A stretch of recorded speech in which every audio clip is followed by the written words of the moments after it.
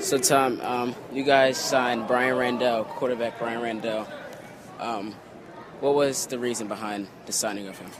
Well, obviously he's had success. It might have not been in the Arena Football League, but it's indoor football. A guy that's an MVP of a league's obviously doing some things right.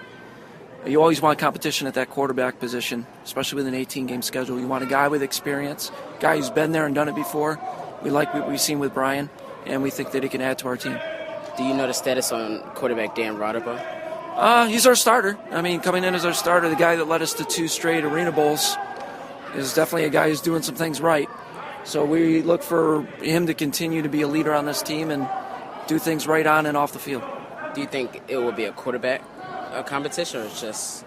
I don't know much as competition. I think right now it's getting guys in shape and familiar with the system. Obviously, a guy like Dan who's been in the system for Coach Dozell has the advantage because he's been in his system and knows the system for 4 years. So Brian's got a little bit of a learning curve, but we're looking for a guy like Brian's experience. Obviously, playing at Virginia Tech, he's got some competition on the highest levels, and we think that he'll add some depth here, and we're looking very strong in that position.